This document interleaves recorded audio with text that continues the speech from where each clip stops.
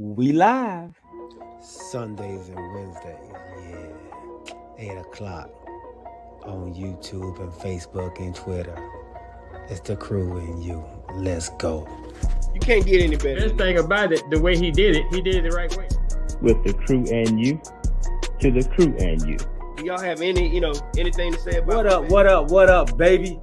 Welcome to the crew and you. Congratulations to my dog, Chuck Little John, the OG. Y'all didn't notice I've been changing hats all night, have you? No. You've been doing that. And so look, let me tell you, those dudes were the first one that I ever seen with the full tracksuit and no drawers. You know what I'm saying? Understand that you can be at the bottom, you can be anything you want to be, and when that happens, you can be a champion like me. Can you imagine 100 people just all yelling? With the crew and you, to the crew and you.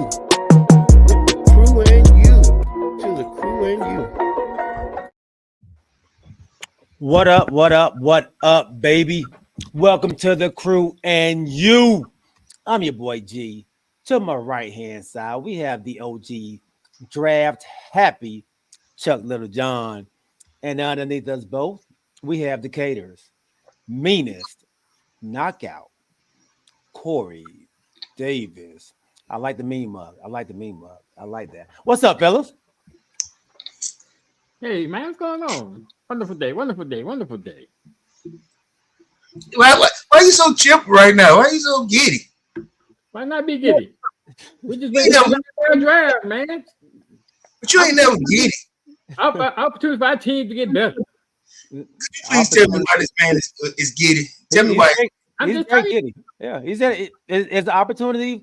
This is the first time we actually get to kind of get back into our teams and see our teams and see how we can make our teams better, man. So I think that has added to the excitement, man. I think football is 100 or 90, 60 or 82 days or something like that away from starting up, man. So hey, people are getting excited, man. People are getting excited. So or Sundays, I don't remember what it was, but if that's your reasoning, OG, then I apologize. Be giddy, brother. Be giddy. Okay. This is why the show was created. Yeah.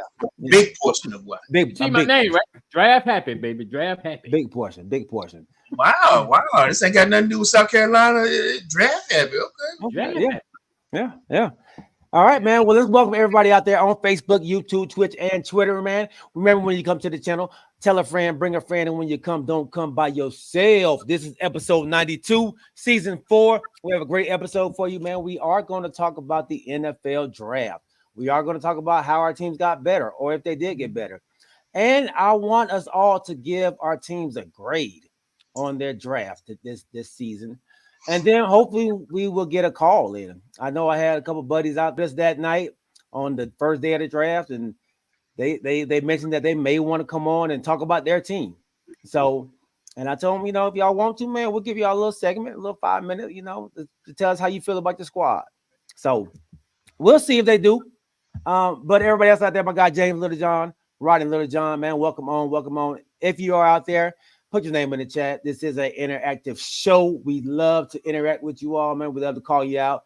We love to say what's up to you. So put your name in the chat and also hit those like buttons. Hit those like buttons for us. We definitely want to raise up our likes for YouTube so we can spread out the love, man. Spread out the love for all our sport heads out there. All right. Before we do that, before we to one of the participants of the show, I love it when somebody interacts with me and I put a face to the names that are on this chat line constantly. Mm-hmm. Big shout out to my man Al Lassiter, because I was my first time meeting him. I seen him many times. He pull up on me. The first thing he do is go, "Y'all talk about the Lakers." I said, we did. I said, "Man, when is it?" "Man, I missed it." I said, you, and they go, "Oh, my bad, I'm Al Lassiter." And I was like, "Oh, snap." I get out the truck, man, because I had to put my hands on him. I've seen him plenty of times, Big shout out to Al Lassiter for coming up to me, man, and we both had a small exchange. But I know at this time now, I said, "Man, listen, stop me. Do the same thing. Let's chat it up." Me and Eric Thornton do it every day. I still hadn't seen Remus. It's a bunch of people that I know that's gonna be close enough for me to see that I hadn't seen yet. But I love it when we're able to see the people that support us. I told them, thank you, keep supporting us. I love it when that happens. Man, listen, big shout out to Al Lassiter. Yeah, big shout out, Big Al, man. Big Al. And it's funny, I didn't know Al either. And then we just started talking sports and walking down the hall, at work, man. And then I was like, yo, man, you seem like you like sports, man. Come on the show one day. And he did, man. He did, and he's been there ever since. Like, it's crazy. If he's listening, let me tell you something. I ain't gonna lie. This is a intimidating man. You know what I'm saying? He has he wears a speaker like right up on him, and he walking, listening to some real good 80s hip hop. You know what I'm saying? Like one of the best ones, but probably some controversial music, like some EPMD, or not controversial, but what's some guys, Chuck D and Flavor Flav and Chuck D. He coming, me all day. He controversial, scowl on his face a lot of time, like I'm in work mode, Yeah, but he don't smile. He don't. Listen, and that's why I've never approached the dude. And then when he came up nice as I don't know what. Hey, I'm an Al Lassiter. Oh, I've seen you before. Yeah. Absolutely. He can easily give you a Mike Tyson scowl, But man, listen, that was, like I said, thank you for coming up to me. Thank you for putting a face to to this chat line that's always hot. I love it, man. Like I said, let's keep doing it. Let's keep doing it. And while we're doing it, man, let's keep doing this right here before we jump into it. We got to keep doing this. Giving a big shout out to our sponsor, Mr. Alvin Jameson. Thank you for being one of my very first segment. Are you in the market for a new home or looking to refinance your conventional, FHA, or VA loan? The Crew and You have the perfect guy for you, the mortgage guy, Alvin Jameson. That's right, Alvin Jameson at alvinjameson.com.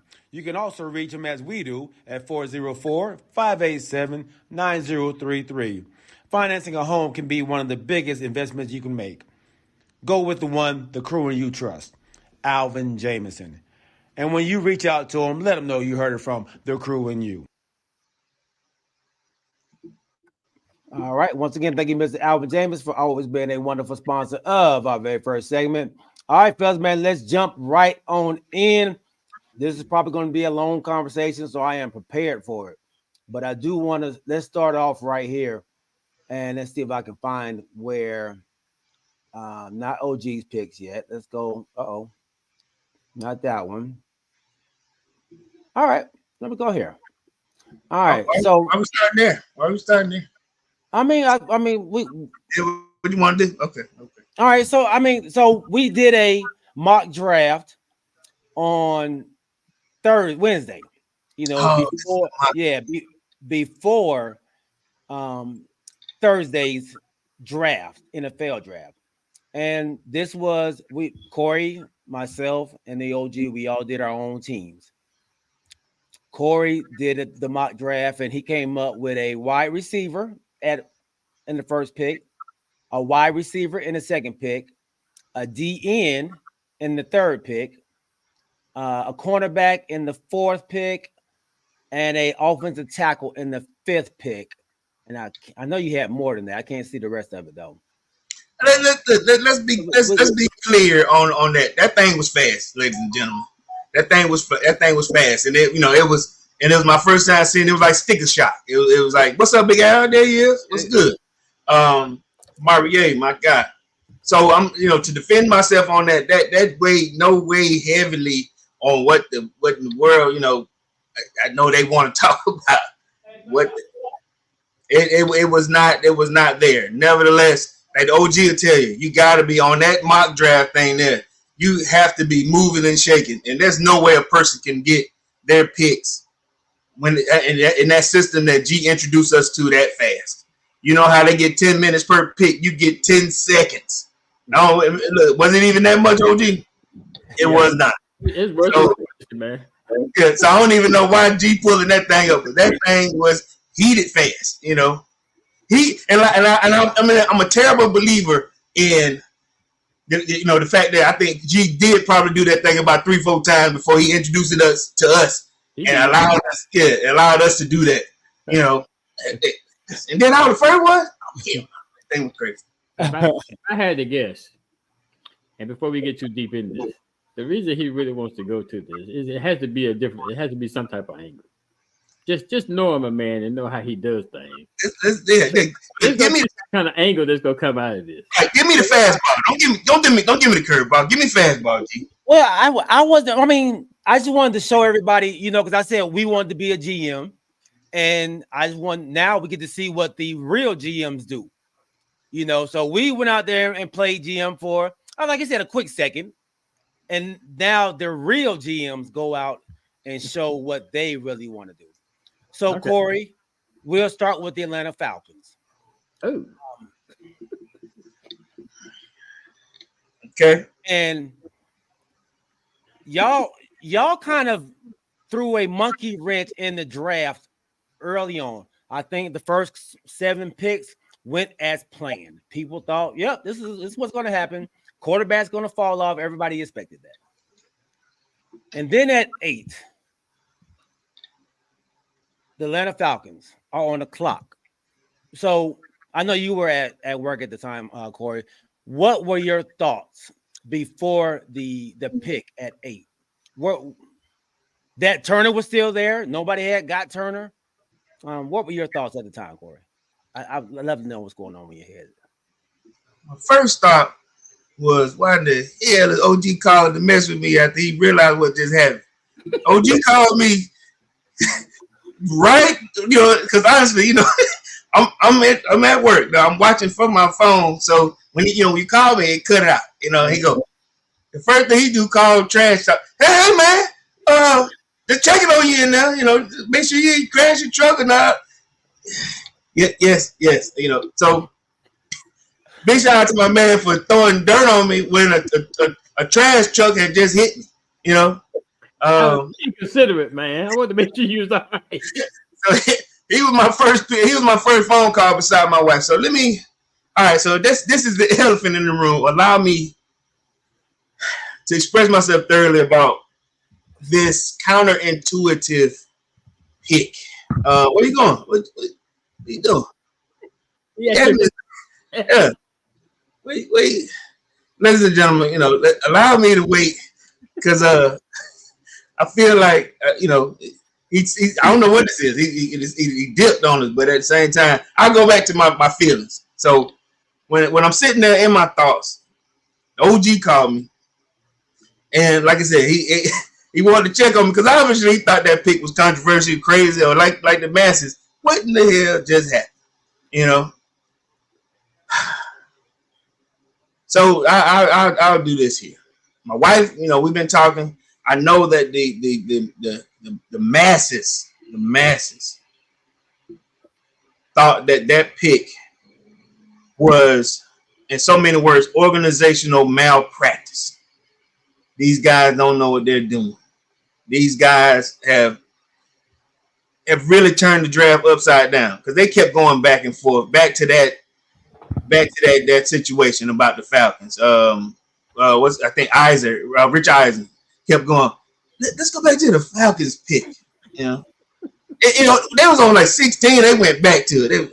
So to answer your question, G, I think it was like the counterintuitive because we didn't need it. But I have a defense and I have a theory also. Okay. So there are a lot of people. There are a lot of different things going on. I listened to the radio that same day. I mean, the next day we had Terry Fontenot on 92.9 The Game for about 2.5 hours. Okay. And I think they were doing some major cleanup because you're right. This pick was in so many words, controversial in its own. Mm-hmm. It made the Falcons look, like I was just saying, organizationally inferior, and it looked like this was malpractice because we didn't know what we were doing. Mm-hmm. Mm-hmm. My wife called me too. So this is the first thing. They showed on TikTok where it looks like Terry Fontenot is explaining to Arthur Blanks the reason why the pick was. Terry explained that. He said, I wasn't explaining nothing. He said, what ended up happening was, and this is just my interpretation of his conversation, Arthur Blank said, listen, I spent in total, 100 million, but 180 in a contract for a quarterback. You wanted me to do that? I need insurance in this draft. And that was more or less the leverage to say, get my insurance first, because he didn't necessarily say this, but I'm give you an example. Okay. If next year, like you just said on the last show, if they are penalized for tampering, the earliest pick that they would have for a quarterback will now be taken and flip-flop with Minnesota, and Minnesota will probably have a lower pick than them. Okay. Arthur Blanks wanted an insurance policy, so they ended up picking what they thought was a generational talent in Penix. Now, the masses, like everybody else, like me, for months we've been talking about the draft. We've been talking about everything. Radio stations, TV been talking about what the needs were of the Falcons, and the needs was supposed to be edge rush, corner, wide receiver, quarterback, and then or wide receiver, D tackle, quarterback, without 5 or 6 picks, and that did not happen. That did not happen, without a doubt. And I'm like, Rich Eisen was like, "Oh my God, what is going on?" So that's my first thing. It was a counterintuitive pick at first, because I'm like I said, that's the reason why OG called me. Like, what in the hell? Let me call this dude to see what's happening. And I ain't gonna lie, I was sitting there, but they drafted with conviction for a player that they felt like was a generational talent. But what they ended up doing was they drafted an insurance policy for the future, because they will not get that opportunity within the next year or so. Now, Terry Fontenot and the coach, they came out, and then another thing was they called Kirk Cousins in the draft moment in that 10-minute war room. They did, but at the same time, I got to go back and defend it a little bit. Kirk Cousins was upset. He said, "Because you just gave me the keys to the Maserati. Mm-hmm. We just got another car. That's all. Just in case." Kirk Cousins came on the show. Came on the radio station. I called that brother. He said, "I called him. I called everybody that's going to be in that blue room watching film. It's not his fault. It's not it's not a bad thing at this point. I get it." He said somebody had to call him. Some people saying that Arthur Blanks didn't know. Arthur Blanks did know. You know what I mean? You don't spend somebody's money like that. You don't spend somebody's pick that's gonna be in the war room like that. Mm-hmm. There's no way these brothers on their first, well, especially with Raheem, on their first year going at this, or Terry Fontenot's first year with the keys, that will do it, that will go on their own and make that mistake and spend somebody's money like that and them not know it. Terry Fontenot said it clearly. It was a pick that Arthur Blanks was happy about. It was a pick that he was into. It was a pick that their crew or their people agreed with, not just a rogue pick, with two brothers just sitting there, "Hey man, pick that dude." Didn't happen that way. But it was counterintuitive, because we didn't need that right then. We didn't need a quarterback then. But if you're telling me that I won't be able to pick a quarterback within the next year or two, I see what happened. They didn't want to let that pick get passed. So I wanted to see the full scheme of things. Now, so let me can I jump in there? Come on. So y'all are not trying to get a quarterback in the draft next year, right? Because y'all have Kirk Cousins for at least 3 years. We shouldn't, but I don't think we should. So having to say next year we won't have that pick to go get a quarterback, it doesn't really line up, because you're not trying to go get a quarterback next year anyway. But even so if it's next year, you're getting closer to the time, like say Kirk Cousins gonna get this year and next year, guaranteed. Right? He's gonna get those. All right. So you got, that's what I'm saying. If we didn't get a pick next year, we would have to wait till the following year to get a pick. You know what I'm saying? If we don't get one next year, say if we don't get one for 2025, we got to get one in 2026. So it was like, it's 2 years where we wouldn't have the opportunity for a quarterback. I'm not saying that this was the truth. I'm not saying, this is just what I'm gathering behind the conversation that I listened to, behind him trying to cover, or behind the Falcons trying to cover up this controversial or make do or make good with this controversial pick. Okay. And I thought that there was some truth to it, You're right. He's going to be quarterback involved for 2 years. But if there's a what if, because there's still a what if, because he's still, he's still healing. You know what I'm saying? Still 100. Arthur Blank wanted an insurance policy. And So the question I have a question about that. Huh? I have a question about what the statement you just made. Come on. Now I like Michael Penix. I have nothing against Michael Penix. Yeah. But as you say, insurance policy, Michael Penix has been prone to get hurt. He is. Now remember, he came to us and he had a workout with us about 2-3 months ago. They were at Georgia Tech. He said he came on the show also. He came on the radio show. He came to talk also.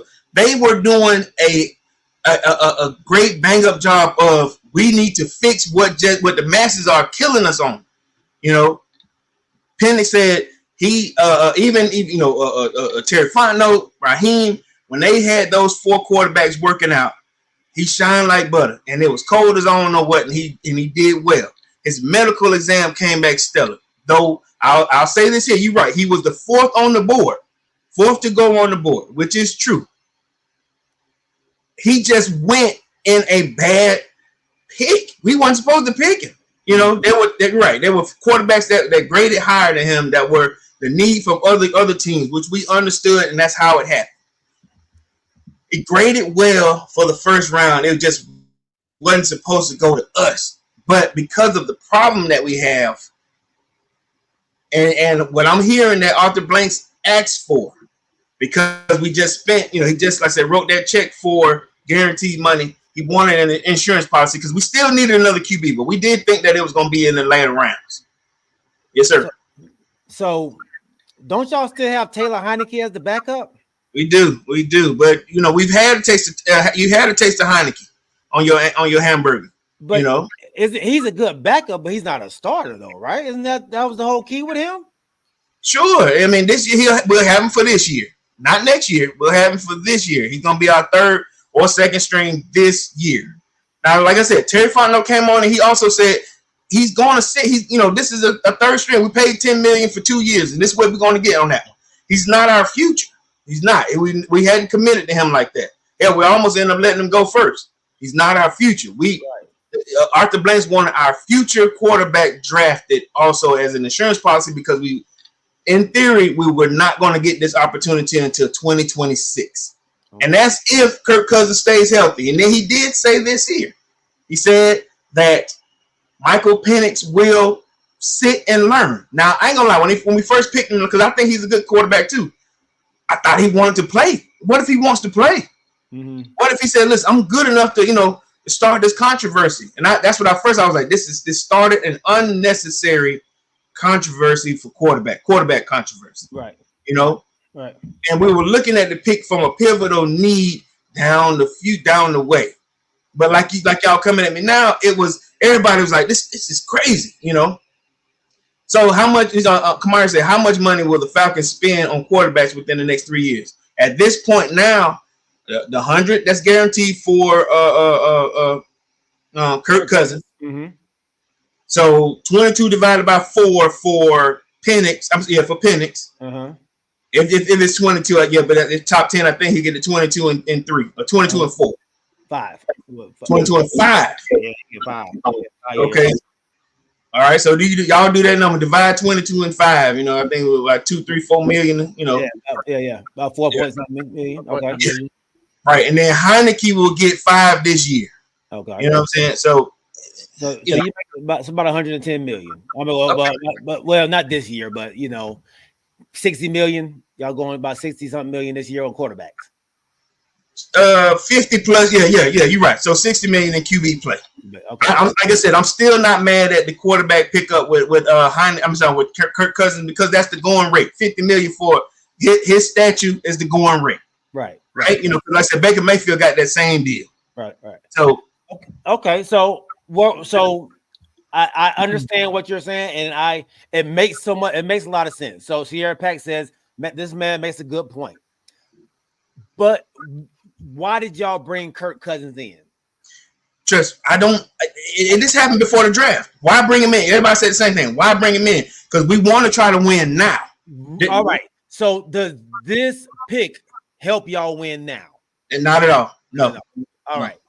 Could a the best defensive player on the board, could he have helped y'all out? Okay, so I have a question. I have an answer for that. I have an answer for that because I heard a fan with the best answer I've heard so far say this. So in the draft, which is it's crazy, we needed another cornerback. We didn't draft not one cornerback on our roster, not one. Cornerback heavy, we didn't draft not one. But what we did do, we drafted a bunch. We drafted an edge rush and Braylon Trice from Washington. Mm-hmm. D tackle Zion Logue. We drafted D tackle from Oregon. Ruku. You got Ruku. Yeah. Or the Hora. Yeah, Rook Ora, something like that. Yeah. Mm-hmm. What we did was we drafted a bunch of defensive guys to kind of supplement for not having the big edge rush. Okay. Yeah. Okay. We got a bunch of defensive guys. We might bring Calais Campbell back. We might bring back, a few of those bright spots from that defense. Because now, check the game. This is the same. This coach here is the same guy who put together a stellar defense and the Buccaneers that won a championship before he left for that last Tom Brady year, and then he went to LA, the Rams, and won another one with the same type defense, same type effort. I gotta watch. I'm like Joel Embiid. Gotta watch the process. I gotta, what is it? It's a process, right? See if it goes through. I gotta watch what this man does. Yes. So I don't know if it's going to work. Okay. Yes, you guys are right. It does not help us. We were supposed to go edge, corner, wide out, tackle, quarterback, and we didn't do it. Okay. We got a bunch of role players in this draft. Okay. I see y'all pick up another running back. Yeah, put up another running back because that's about right. We let Cordell go as our third option. We got to get a third. These guys, Okay. You got to get a third. And then we dropped the kid that was I forget it, White. I think we dropped him. He was running back too. So, he's a fullback. So, plug in a running back. Just that happens. You know what I'm saying? Right. That's the kid. Like I said, that's the kid from Alabama. Guaranteed talent. You know what I mean? And he can also, do a couple of things outside the box. So. Yeah. I heard a lot of good things about Jesse McClellan. So, yeah. JC, yeah, that's his name. Yeah, Jake McClellan. Yeah. So, so that's what I'm saying. That wasn't a terrible pick either. Right, Snack. No cornerbacks. Now that's a problem. Now, somebody said that we could probably still get somebody, a free agents, out there, or we still got a little time. We still got a compensatory pick where we may be able to find somebody.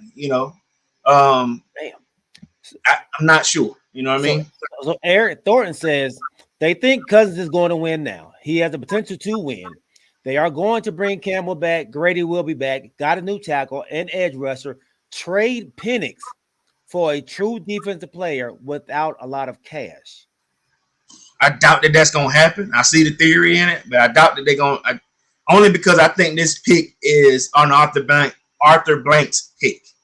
Oh, okay. In my mind, I think it's an Arthur Blank pick. Okay. This is a insurance pick for him. Okay.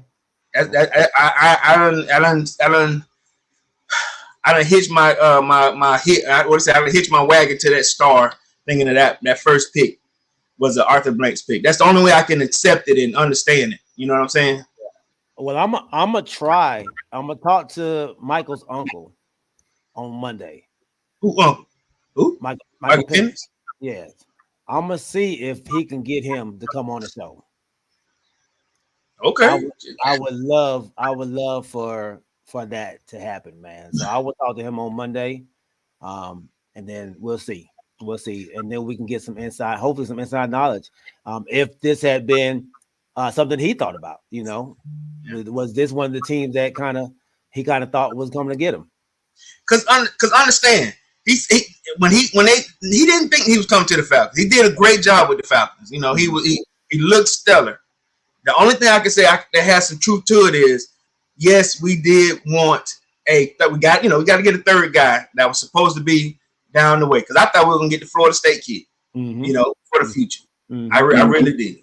He went in the position that you wanted to get him in too. So yeah, I thought that, but that's what everybody that's what was lined up for the masses. We thought there was urgency to get the most impactful player. That was the idea. Get the most impactful player that's going to help us win now. Okay. We didn't do that. I honestly, Corey, I like how you protected your squad. I like what you've said about why y'all did what y'all did. And the chat room does too, man. They kind of are on board with what you're saying, man. They said it makes sense. A lot of the stuff that you're saying makes sense, man. So great job, man, of being a defense attorney when you knew they were coming at you, bro. Great job. The rest of your picks, you were OG. Take your mute off, OG. There you go. Yes, you had time to prepare. Good job. You had time to prepare. It wasn't that I had time to think. So you called me right when I got shot. You called at the scene of the crime. You know what I'm saying? Yeah. Asking what was going on. I don't know who got shot. Is it me? Who got hit? You know what I mean? Then my wife called. I think it was a great pick. Y'all did good. That was, I'm like, hey, no, it wasn't great. It was a great pick at the wrong time. Okay. Does that make sense? Yeah, that makes sense. Yeah. That makes sense. Okay. So I hope I answered it. Do you have questions, OG? I know my man just came at me with a barrage of it. Do you have questions? Why it's still heavy on my mind? Oh no, I don't have any questions. Like I said, you like you said, you came out and gave logical reasons as far as why your team shocked the NFL draft with taking Penix in the 8th pick, because it was a shock. I mean, nobody expected that. Yeah. But I think that the reason that you have is logical. And I think Kanisha put it in the chat. You never know what's going to happen with Kirk Cousins. Kirk Cousins coming off an injury. Sure. And gave the example of Aaron Rodgers last year. First series, first game. Mm-hmm. He went out. Mm-hmm. So I guess it's good to have that option available. And if he's worked out and he looks good, I'm happy for him. Like I said, I like Michael Penix. I know he's gone through some turmoil, so I think he deserves to have that opportunity. It's just there was a surprise him coming in the first round. Right. And I forgot to send. They posted on 92.9. I hate to keep giving them, but they posted his letter that he wrote to all the GMs. He wrote a letter. It's a 2-page letter. I'll send it to our group. Let me do some more defense of one more minute, and then I'll let you have it, G. So when it comes to Kirk Cousins, I'm in that mode that he had a guaranteed great surgery because of two things, two people, Kobe Bryant, Kevin Durant. You know what I'm saying? The same doctor that was on, worked on him. He had a heavy hand in Kirk Cousins' surgery and recovery. So I've watched those two brothers play after having the same kind of injury. Mm-hmm. We hadn't heard anything from Kevin Durant, as far as Achilles. We didn't hear Kobe came back a beast, like he didn't miss anything. Mm-hmm. If you do it right, do it well, get the right person, to work on you. You can come back without. And I'm not sure with Aaron Rodgers, but they said he had an awesome team too. He may have had the Chinese team over in China. I don't know, but he is a different, because he even considered playing last year for a quick second. Right. That's how his recovery has gone. So I know you have to still. He's mobile right now, but you have to build strength and continuity in that flexor. So. To go back to the Eric's statement about Cousins. Cousins is if not one of the best delivery systems in the game right now. He's a processor. You know what I'm saying? One of the fastest processors they say they have out there. And he always say the same thing. The ball is going to be there. You need to be there. Mm-hmm. The ball is where it needs to be at. So they got to work on timing. So yeah, man. Like I said, at first I was controversially taken behind the pick. But I've had time to think about it, and yes, they were over 40, and Kirk Cousins ain't 40. They were all in the same age. My wife said they were not 40 when they were recovering. Yeah, he ain't 40. They were all in the same age. I think Kobe may have been the oldest at the time of his surgery, his ACL tear. Well, Kevin Durant. Aaron Rodgers is, yeah. Aaron Rodgers is older, but he wanted to play. You know what I'm saying? So Kirk Cousins is 35. He'll be 36 at the beginning of the season. I think him and Kobe probably was the same age when that happened. So probably, you know what I'm saying? Probably 30 up in that range to play this game of football. Yeah. Now, so that's what I'm saying. So I still believe in the pick with Kirk.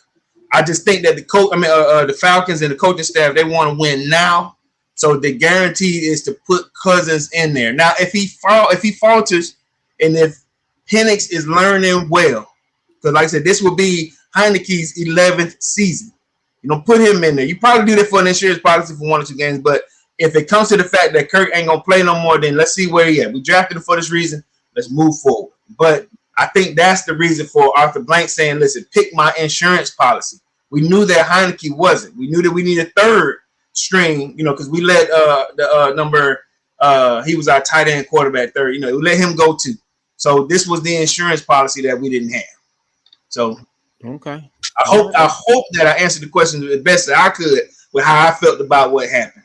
It's still controversial. It was still a counterintuitive pick.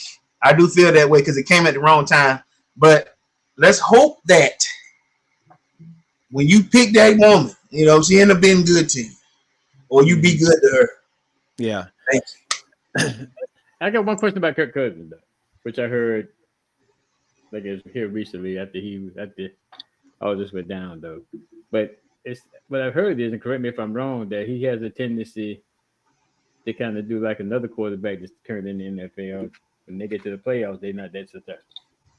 So they good during the season. But when let's hope that offensive coordinator can fix that. Not too good in the playoffs. I'm not going to say the other quarterback I'm talking about, but and y'all know how I feel about blaming a quarterback for your losses in the playoffs. Like he's been in several playoff games, and their team has given up the doggone last play of the game, i.e. the Saints. They do all they can, and then the defense lets up at the end, and they lose. So that's the case in all situations. No, not all situations, but you can't put all the losses on him either. So did I say putting all the losses on him? No, you said you put up his playoff record to say that he doesn't do well in the playoffs, which is one. Is that incorrect? Is that incorrect? I'm saying you can't put that on just the quarterback. That's what I'm saying. You're not putting in account for what the defense did, right? You're just saying him. So you're saying I can't do that, but I can do that. No. What he's saying is you're not being fair right now, because that's a blanket statement. You're not saying that he's winning that one win. You ain't putting that all on him. Like it goes on everybody. You can't just put that on the quarterback. I'm sorry, I'm not doing that. I am. He said, "I am." I know. So I'm glad you understand, G, that you have a quarterback who's being blamed, who's often blamed for shortcomings of right when you get to the playoffs. Like it's okay because it's a team effort. And it always, but no, I mean they say it comes with being the quarterback, but it does. But no, it does not. No, it does not. No, that's what OG is doing. It comes with the blame goes with certain people. It doesn't go with every quarterback. Because you don't hear this about Josh Allen. You don't hear this about doggone Justin Herbert. You don't hear this about Trevor Lawrence. You don't hear this about let's go Trent Dilfer. You don't hear this about other quarterbacks. You hear this about certain quarterbacks. Okay. Why are you talking about Kirk Cousins? I mean, what's the point you're trying to make? I'm saying you only said you said I brought him up, but now he's trying to say what you don't hear about other quarterbacks. So I'm trying to understand the legitimacy of what he's trying to say. What he's saying is, and this is just what I'm getting. I know he's gonna answer this on his own. What I'm getting is with Kirk Cousins, he's coming into what Dak Prescott has been going through for years, or like you just said, he has a reputation for not showing up in the playoffs. All quarterbacks don't get that sticky note on them. You know, Mhm. we don't say that Josh Allen he get there all the time and don't. You know, they falter at the Bills. They falter, and they blame the defense. They falter, they blame the receivers. They falter, they blame everybody else. So now, that said he can't beat Mahomes. That's it. That's all they say. They don't say he's a terrible playoff player though. Like they don't do that. They only said it about Lamar Jackson, and he got one win. So how many wins does Josh Allen have? He probably Maybe has one, maybe two. maybe two. Yeah. So it just You are the masses, OG. yeah. You That's are- what y'all do. That's what y'all do. That's what we do. Because So he's not. so what you're saying is that Y'all pick and choose. Y'all pick and choose who y'all want to say is a bad quarterback. I don't know who y'all is. I'm speaking for myself. But Well, all right. So you said they said. You said they said. I'm not like news reporters. I don't go out there and say y'all. I speak for myself. But you One said, star, you get receipts, did you? Yes, you do. Yeah, look, that's the reason why you called me when it happened. Hold on the president. Corey, how you feeling out there? All right, are you- but I don't say y'all. I speak for myself. I don't say we think this and we think that. I say I think this. Like I was saying, I think this now. So right, there are instances where other facets of the game fail. Right, but then there are also aspects of when the quarterback fails too. mm-hmm. How did Lamar Jackson play in that game against Kansas City?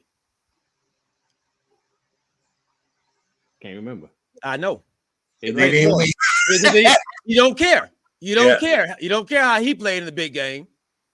He can't win against. Listen, Right. Listen, okay, I'm gonna tell you one thing, and Kirk Cousins don't get this, but I'm gonna tell you one reason Okay. that some people have a tendency to talk about other quarterbacks than the way they talk about some quarterbacks, and other quarterbacks get more criticism than other ones do. Because, and I always tell you this, and I tell you the same thing about why certain teams get more criticism than other teams do. It's because of the doggone fans. So why does Kirk Cousins get a bad rep then?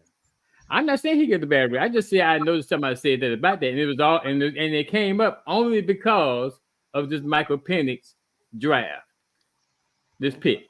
I hadn't heard it before then. I only heard it during the fact that this came up now because of the Michael Penix conversation and him being drafted in the first round. Okay. All right. So let's go on to the Commanders. Corey, like I said, great job, man, defending your squad.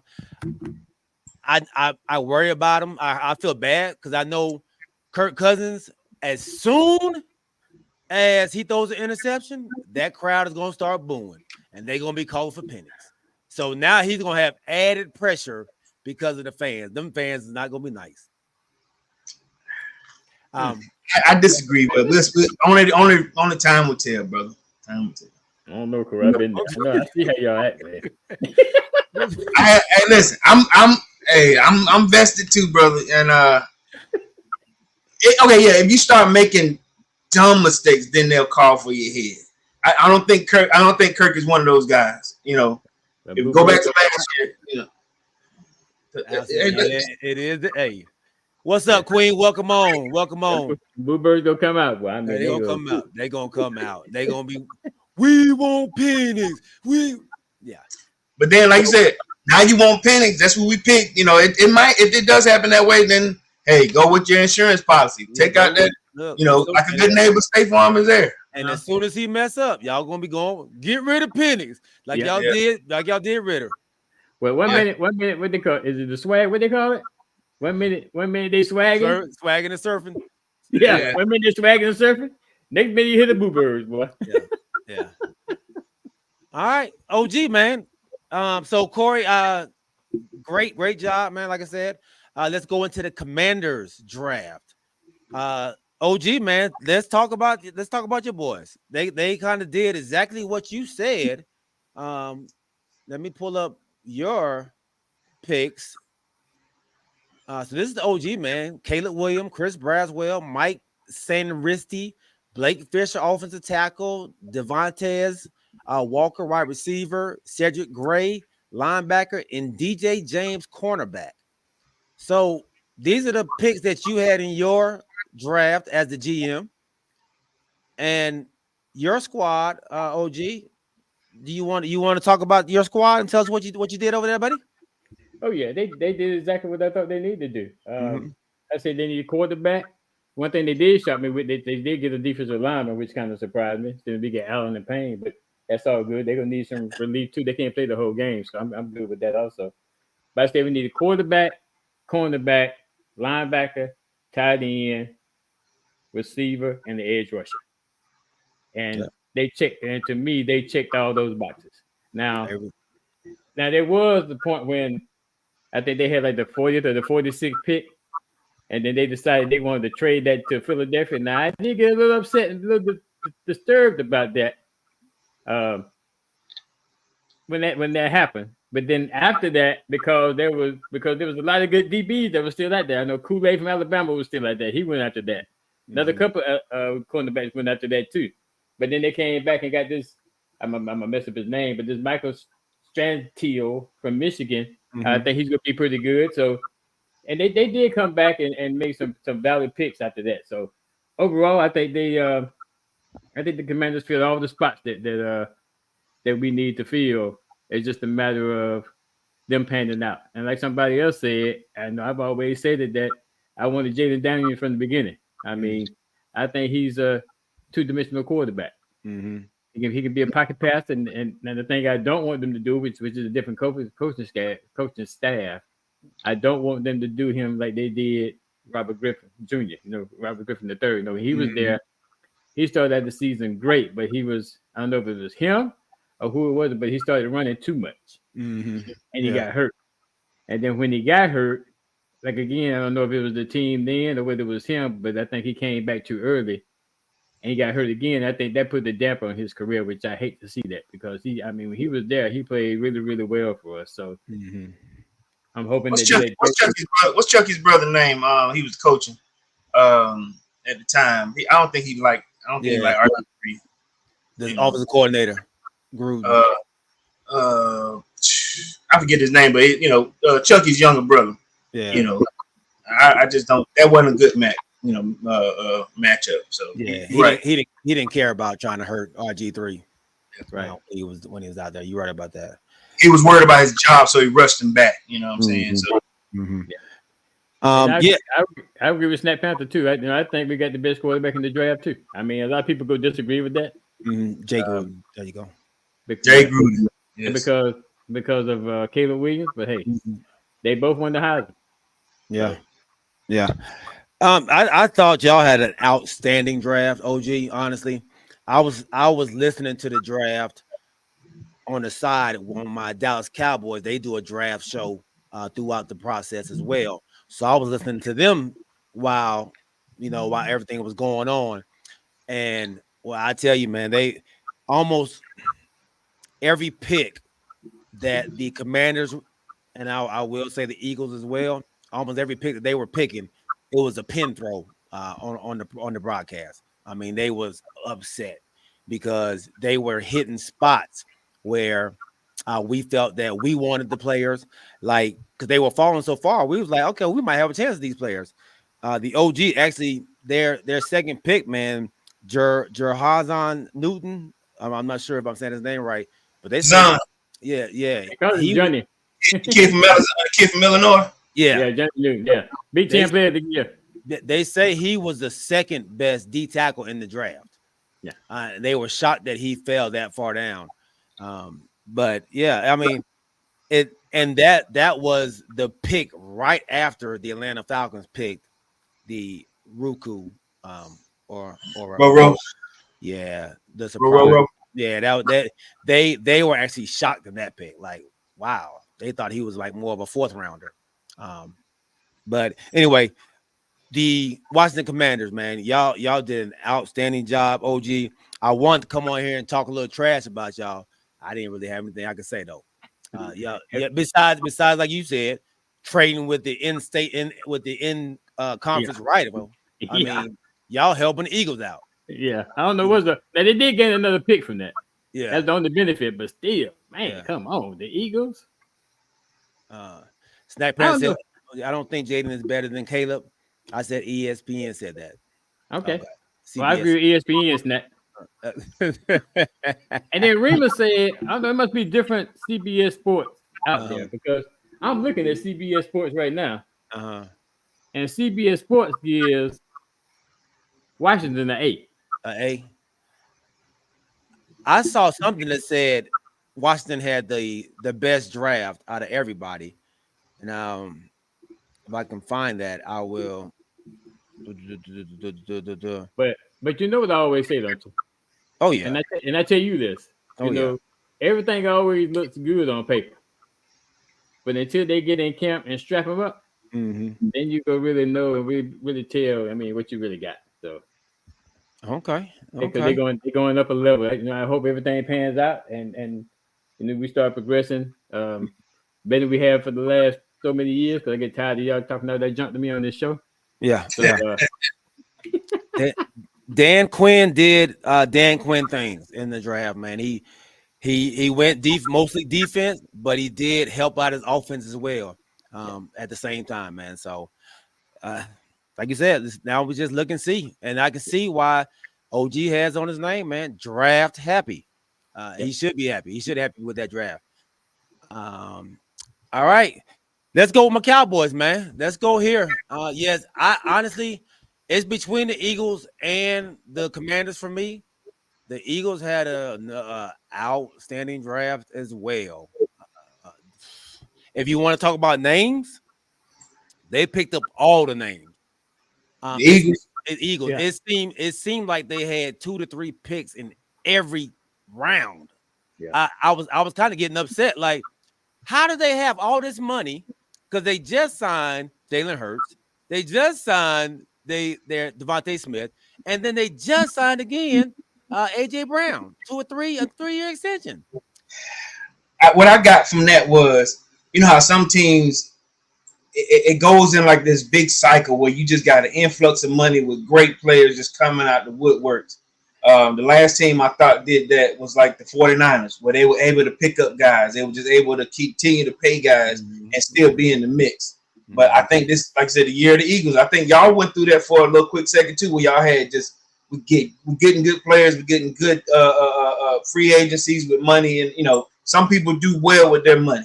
No, we ain't never been really good in free agency like that. Like, we always we draft well, but we don't really do well in free agency. We don't really touch it too much. We are a homegrown team most of the time. You know, we'll add a Stephon Gilmore here and there, a Brandon Cooks. But I'm saying a lot of teams don't get to do that. Don't get to bring in one good one. But you know, but they're not. But they're on the back end of their careers most of the time when we get them. Like they're not. These they got AJ Brown when he was the hottest thing in Tennessee. You know, so they seem to Saquon Barkley they picked up this year. Yeah. So you know, so yeah, it's a little different, but I get what you're saying. But my Cowboys, man, we pick up Tyler Guyton. Let me go to mine. All right. Do I have mine up here? Let's see. I think I do. This one I selected. Which draft is your first, second, third? Which one you did? You know, so he don't know which one this is. I don't know which one it is. That's the same one. It's the same one. I got 2 of them, same thing over there. All right. I got Jackson Powers, Johnson, Devondre Sweat, Jeremiah Trotter, Isaiah Adams, running back Tyrone Tracy, to Camarion Richardson, J.D. Bertrand, and Grayson Murphy. So, offensive line, D lineman, linebacker, offensive line again, running back, cornerback, linebacker, and edge. All right. My Cowboys, we went offensive tackle, first round pick, Tyler Guyton. A fill-in player off the jump. Then we went DN, Marshawn Nealon. A lot of people say he should have been a last part of the first round, beginning of the second round pick. I'm cool with that as well. Cooper Beebe, offensive guard, center slash. He's going to be our center. Picked up Maris Liafua out of Notre Dame.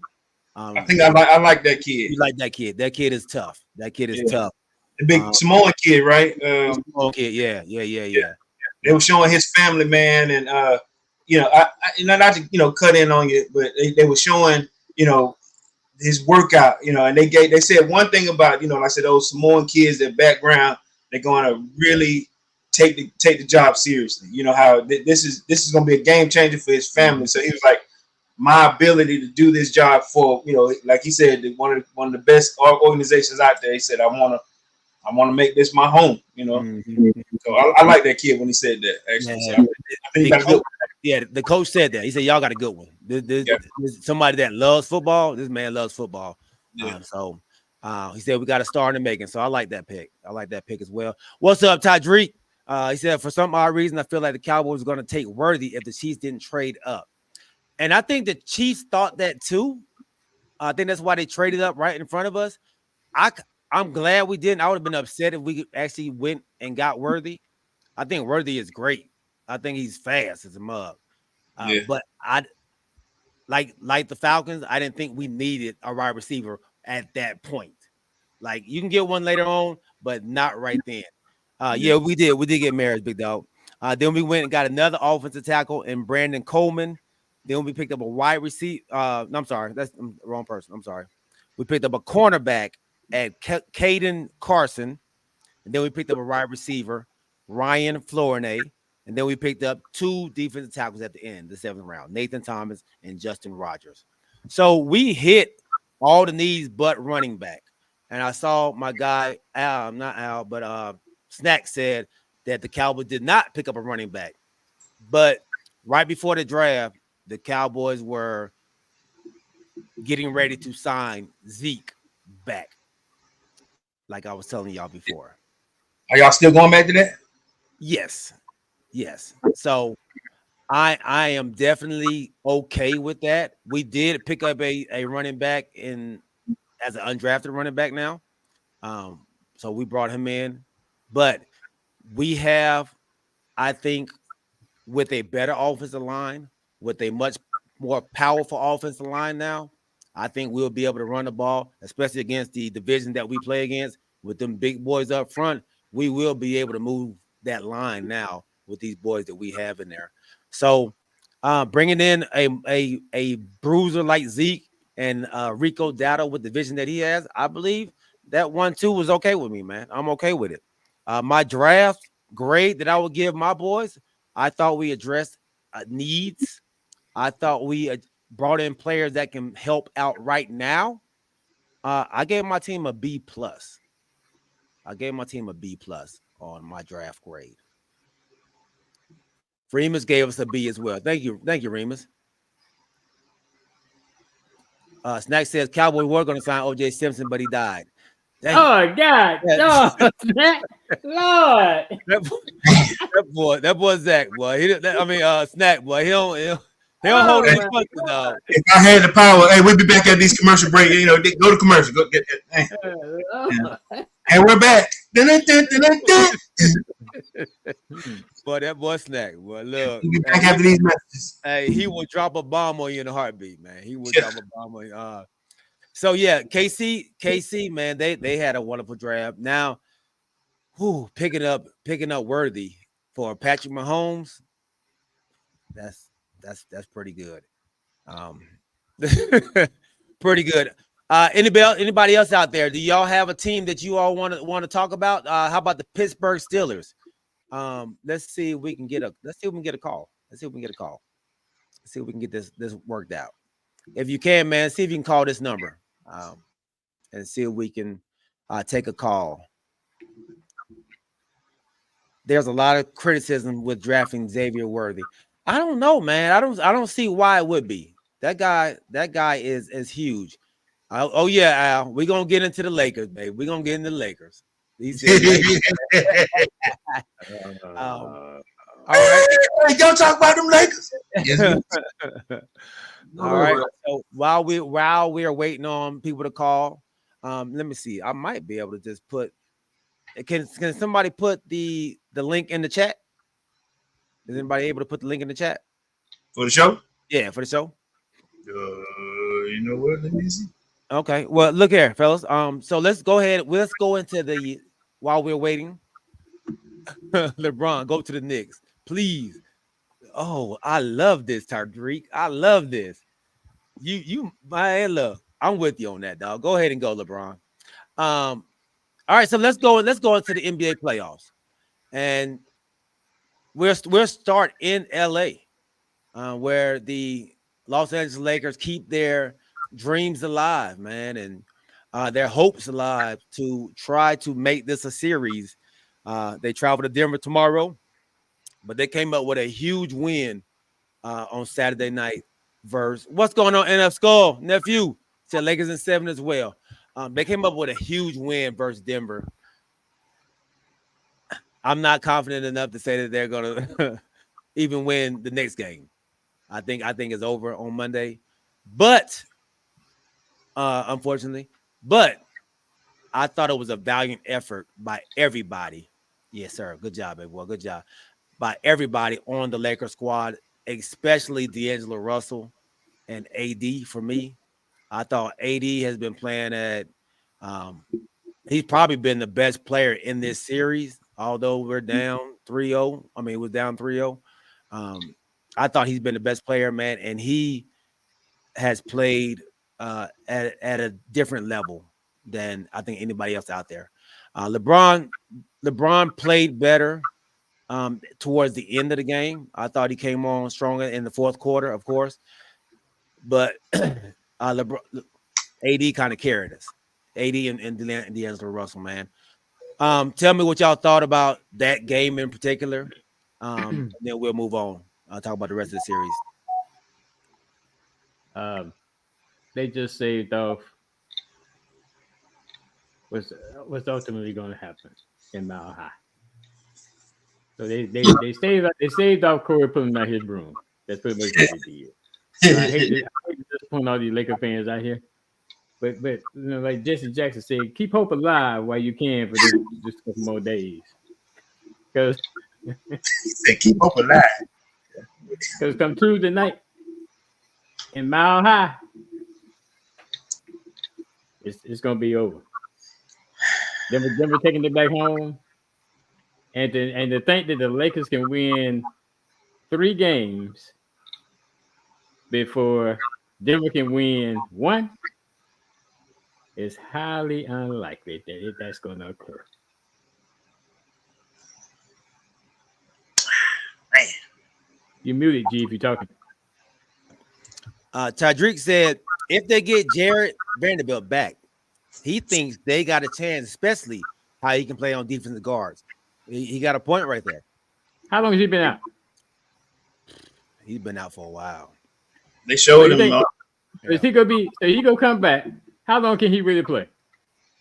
Going to Denver, just coming back, and that would be truly in basketball shape in Mile High. I mean, he'd probably give you a good 20 minutes. I would think. Yeah. I would think. Right. If he comes back. Yeah. And then put him in the mix with the champs. But he's not a person that he doesn't need the ball. So he's not gonna really disrupt a whole lot. He's a defensive player.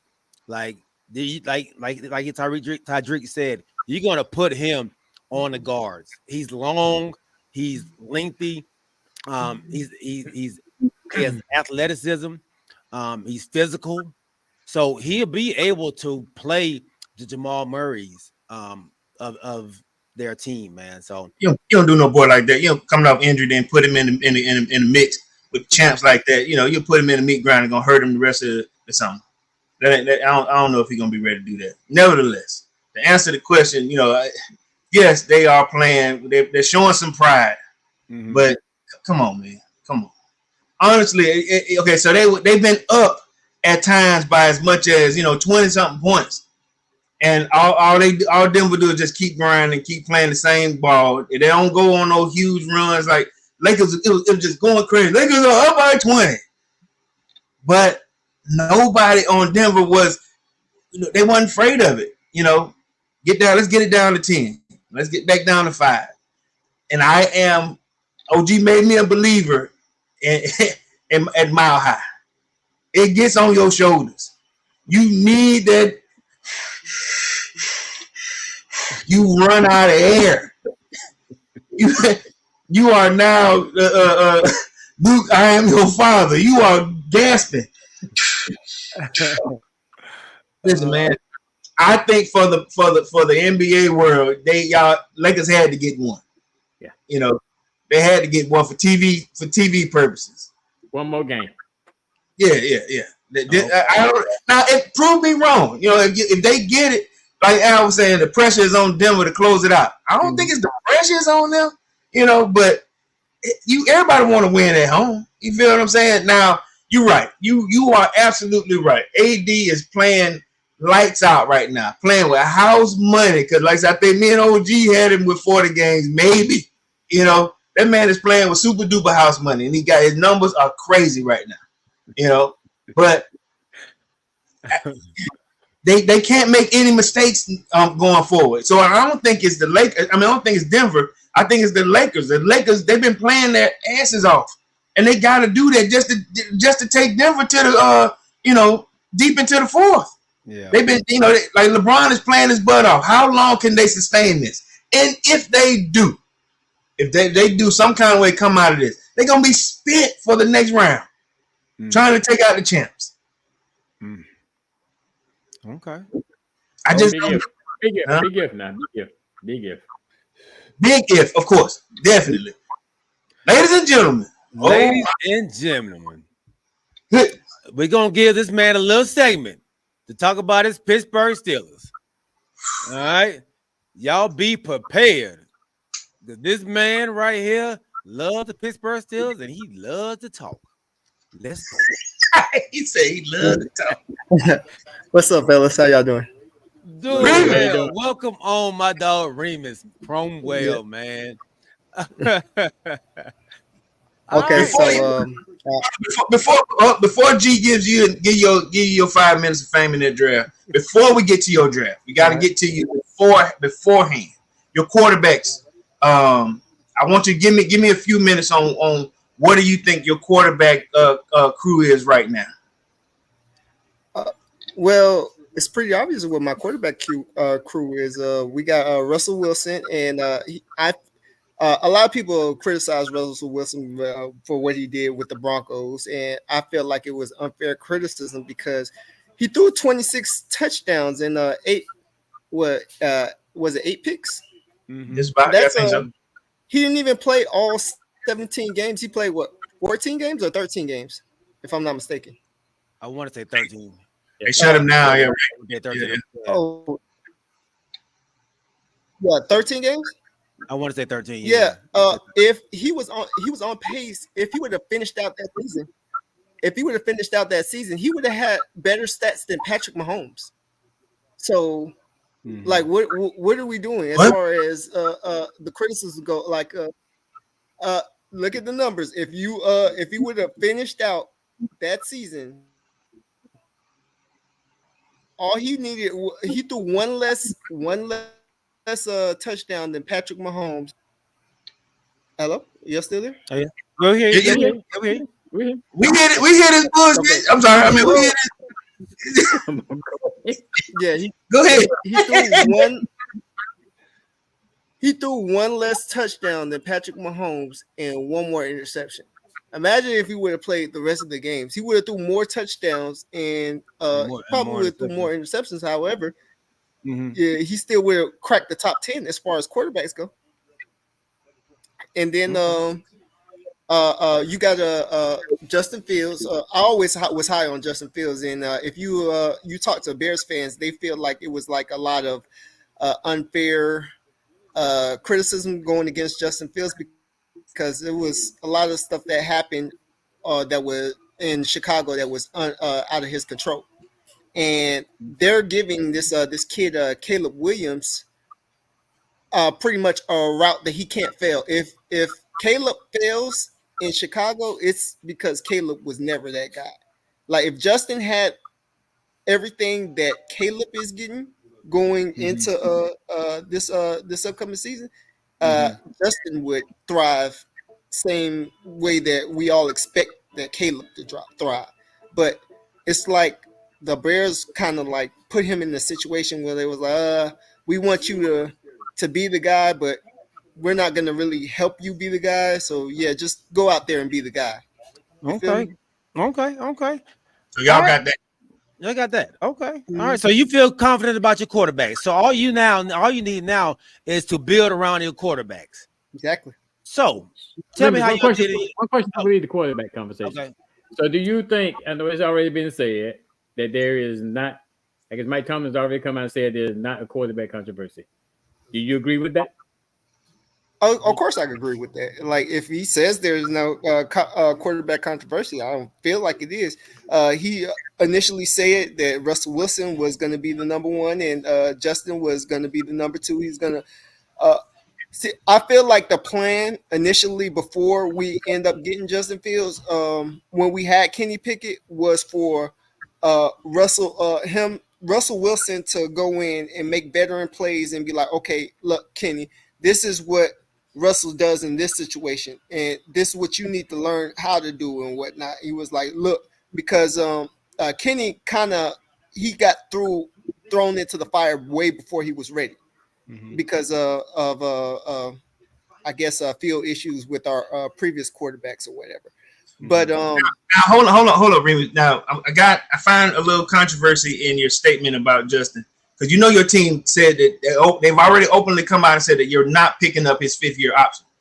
Okay, and yeah, that's a smart thing to do. We could, when you don't pick up your 5th-year option, if we would pick up his 5th-year option, that would have been $20 million off the table that we would have to spend. However, if you after the season, when you don't pick up his 5th-year option and renegotiate his contract, we could sign him to whatever deal that we feel like he is necessary. True, but he can also go somewhere else that's going to pay him that 25. He can go. You think he going to stay? Yes, he can still leave. It's but at that point, who's going to pay $25 million for a quarterback that didn't play? Don't know. Yeah, doesn't feel has played. Okay, yeah, he's played before, but who's going to take a risk and say, okay, yeah, he played 2 years. He played 2 years ago. We're gonna give him $25 million to say that he plays at the same caliber he did 2 years ago. Y'all doing it now, but no, we're not. We're not paying him that much money right now. No, but $25 million for a starting quarterback is nothing. Yeah, but we're not paying. You said where? Oh, Las Vegas. If okay, let's hypothetically speaking, if Las Vegas drops the ball this year and they end up being a top 3 pick, they have Shedeur. I have an opportunity to get Shedeur or Drew Ayer. Those are 2 high commodity quarterbacks coming out in this upcoming draft. Are you still gonna pay $25 million? Absolutely. For a player that hasn't played? He's played. You've seen him play. That's the whole that you just said. Chicago he had a bad rep, but because they thought he was a good player, right? So we know he's possibly a good player. We know that he's a good player, right? So $25 million for a starting quarterback is nothing in this league. So somebody's gonna jump on that $25 million, easy, I think. Oh well. That's a bridge we'll have to cross when we get there. Ain't it? Yeah. All right. So what did y'all do to help out your starting quarterback and Russell Wilson? Okay. First round pick, we got Troy Fautanu. I'm not sure how you. Yeah. Yes. That pick in itself, A+. He fell way further than he was supposed to. A lot of people say they don't know how he dropped to 20. He should have been early teens. Early teen, yeah. That's what a lot of people are saying.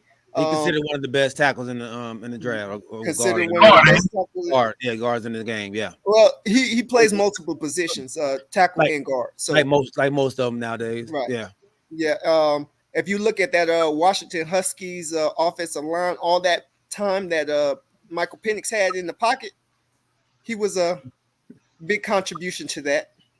So that was a A+ pick right there. Okay. We followed up in the second round, getting who did we get? Frazier. Oh yeah, Frazier. You said you wanted Frazier, G. Zach Frazier from West Virginia.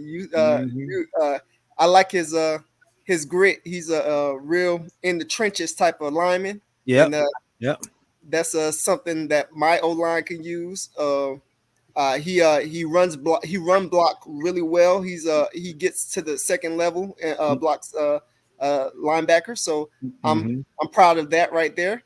Okay.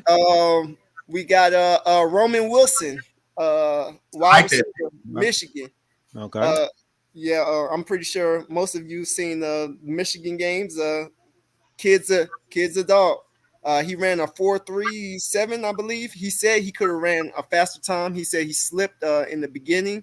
But hey, it is about. Don't slip by that. Don't slip. Yeah, don't slip.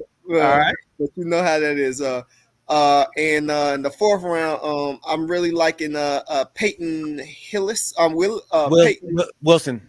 Peyton Wilson. Wilson. I got a chance to catch a couple of his games, and he was all over the place. He's sideline to sideline. He's sideline to sideline. Yep, sideline to Mhm. sideline. So yeah, in Pittsburgh, we're like a linebacker factory. Team him up with the right defensive coordinator, Mike Tomlin, and you got yourself another stud. So okay. Somebody said that he reminded them of Booger McFarland. I ain't gonna lie, I ain't watched Booger at that time, but it's it's sideline to sideline. Booger McFarland was that dude, so maybe you got one, So that was what's your next one? After that, we got who do we have? Mason McCormick. You said who? Mitchell Y'all got McCormick.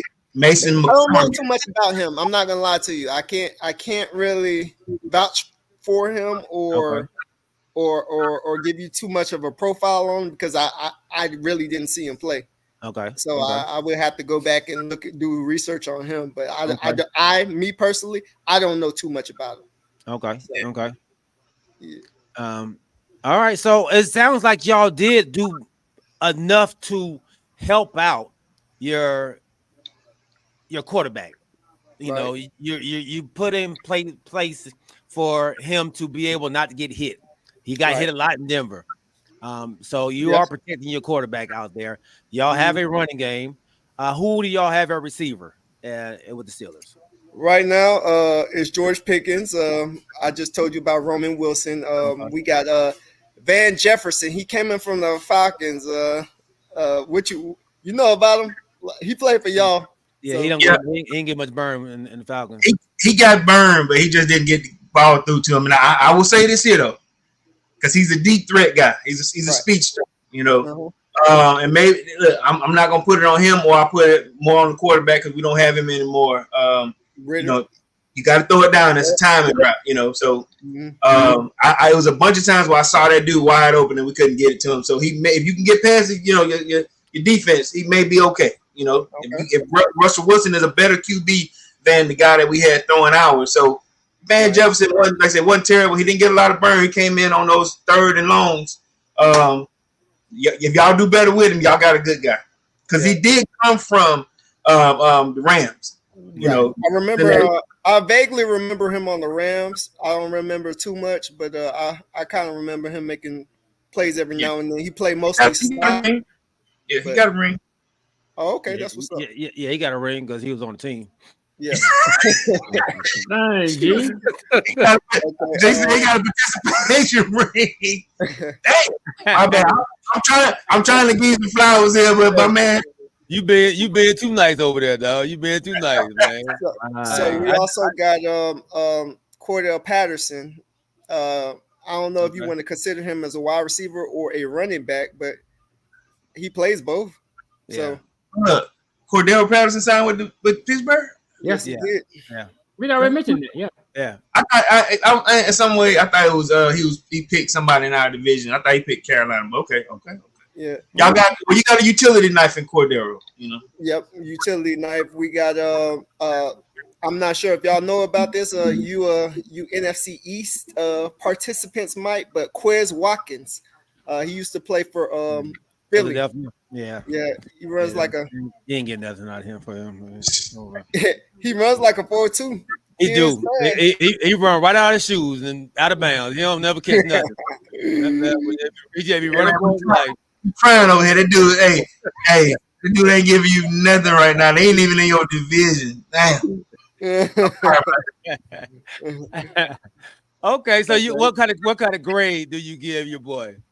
The Steelers, I give him an A+. A+. A+. Wow. Yeah, Well, this was one of the best drafts we had in a very long time. And hey, y'all, and everybody out there, Remus came on the show last season, early this season when we did our picks for our teams, and we said what our teams would be, what record our teams would have. So just to give y'all what type of person Remus is, Remus gave his Steelers last year a 14-3 record. He sure did, man. And how many games was I off? Well, 4 games. Yeah. Hey, there's a lot in the NFL. That's half the season. That's the third of the season. You know, 25% right there. And all of y'all gave my team a losing record, right? No, we did. I think we gave him 9-8. I think we gave him 9-8. Okay, G, stop that because you definitely gave us a losing record. I got the receipts. I have to go to Go my. get the receipts, baby. Go get them. I got to go. Hey, to my Remus, notepad. I'm gonna tell you. I know you watch the show, but I'm gonna tell you something. Make your picks, man. Don't let these dudes can tell what you want to pick. Oh yeah, make your pick. We gonna call you out when you make them. The OG did the same thing. He was on that same train. I ain't scared. 13 wins. 14. My dog, man. I appreciate you coming on, Big Remus, man. To talk about your Pittsburgh Steelers, my guy. All right, no all right, doubt. man. We play y'all this year too, G. Yes, So, yes, sir. Yes, sir. You want to go to the game with me? In Pittsburgh? In Pittsburgh, yes. Road Warriors, baby. Road Warriors, baby. Yeah, Road Warriors, man. I'll send it out for you, man. Don't worry about it. Hey, and this is future attorney, man. So y'all know what he be saying. Sometimes he might just, try to make us believe something. It ain't really real, dog. Don't worry. You got another fan and my brother on here too, Remus. You know that, don't you? What'd you say? I see you got another fan on here that be on the show too. That's my brother, Rodney. He's a Pittsburgh really? fan. Yeah, he's a Pittsburgh fan too. Yep, yeah. I like him already. That's my boy. We appreciate you, Raymond. My God. All right, then, man. Hey, appreciate it, man. Right. Later. All right. So to the backup Reams, I know you were giving him a hard time. NFL.com and let's see, NBC gave the Pittsburgh Steelers an A- on their draft. Okay, so he was right there. He was right there. So big shout out to Big Remus. He wasn't too far off. He said, they filled in the need and they stuck to it. So, all right. Good, man. Anybody else want to jump on and talk about their team, man? Eric, I just sent it to you, big homie. You want to talk? I just sent it to you. Click in, man. It's in the chat. Let me see if I can find it. And I click on it for you all, man. It's in the chat though. Queen, do you want to come in and talk? Al, are you all right? I know you. Pee Wee, if you want to jump on, man. All right, so let's go back into the NBA, y'all. Go back to the NBA. So y'all, we were talking about the Lakers, not really being able to do it on Monday night in Mile High. I don't feel confident in it, honestly. I thought we played our best ball and still barely won. And I didn't feel like Denver played their best ball. I'm actually in agreement with you all, man. I think this might be it for the Lakers run. And maybe we'll see LeBron James in New York. In the New York, what you mean, like in the booth or in New York Knicks? Knicks, the New York Knicks. What are you talking about? What's going on? No, my guy on here, Tadrick said, man, maybe we'll go to the Knicks. Oh, I thought you had some news, man. No, I don't have, All right, look, I was saying, wait. yeah, I don't have any news, man. I don't have any So you news. saying that way he gonna go where his son can be picked up at? I don't know. That's where he's going. Where if the Lakers decide to pick up Bronny James, that's where he's gonna stay and Cleveland, wherever it is, you know. So you saying, but there's a strong possibility that it's the end of his Lakers career. I'm hoping it's the end of his Lakers career. I don't know, but it is. I'm hoping. Is his contract up after this season? No, I think he got one more year. Then what you talking about? Maybe he want to trade. You want him gone? Yes. This man is playing his ass off right now. That dude had 30 points played, 39 minutes. You want him gone? Where you going? That man's a front runner. That man, AD was led the squad, and then that bad boy at the end want to stop. That man, a front runner, man. Huh? The man doing the block behind the block, the back block. This man, Well, he do all that because we was up. Okay, so let's see how this team be when it's AD's team. We was up, man. right. It'd be right back in New Orleans, like the same thing. How you think it'd be like when it's AD's team? Yeah. No. Yeah. So okay, so the old Laker fan and you want him gone. Oh yeah. Oh yeah. Oh, yeah. And then James, he gonna have to play. He gonna be in China playing with Bronny. Boy, y'all hardcore, boy. playing in some backyard gym. Yeah, get his stat chasing butt out of there, man. That's what he look here. Y'all so man, y'all are so unworthy of having the king with y'all. Look, Yeah, king. boy. Y'all in the playoffs because of him.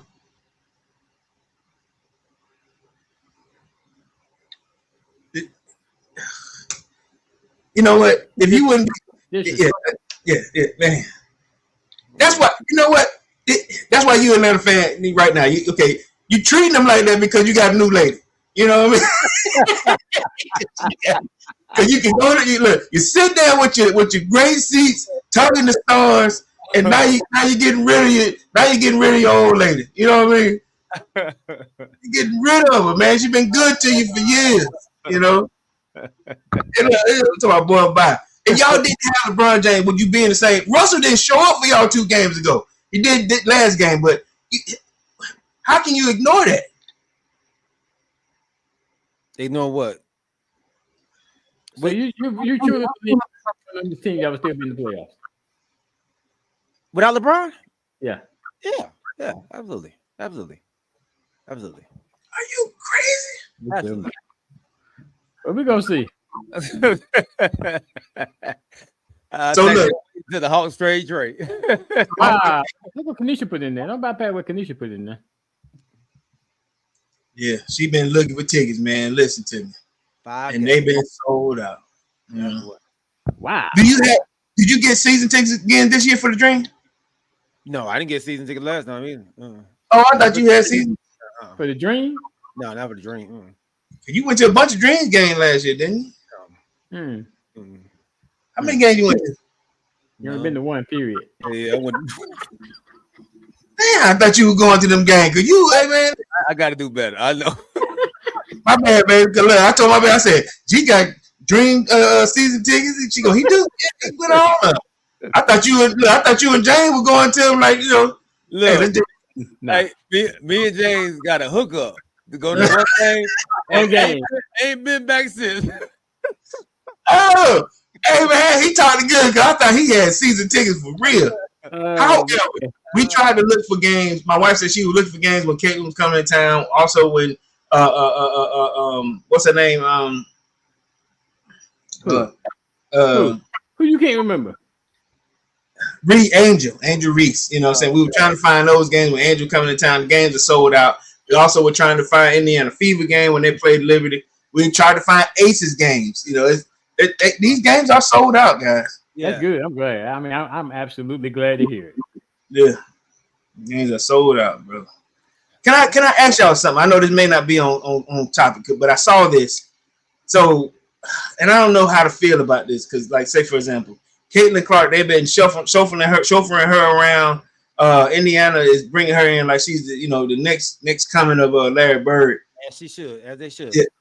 Yeah, and then they show Anne Reese, like introducing her in a gym, like an old high school gym, and I mean they said she's sold more jerseys at this point than anybody in Liberty history or whatever, even more than Candace Parker, who's just retired. But I don't know how to feel about that. You know what I'm saying? I know how I feel about it. I know you probably did, but I like that. I think it's good. I think it's good for the sport. I think it's good for the WNBA. I think it's good for the Indiana Fever. I'm glad, man. But I'm saying Cordova and Reese didn't get chauffeured around in Chicago. Then they need to be mad at them in Chicago. Yeah. I think this is what you do to your star. I think this is how you bring attention to the league. Like, do that. I think all of them should do that. Like, why not? If you're trying to build up the WNBA, you're trying to build up your team, your women's team.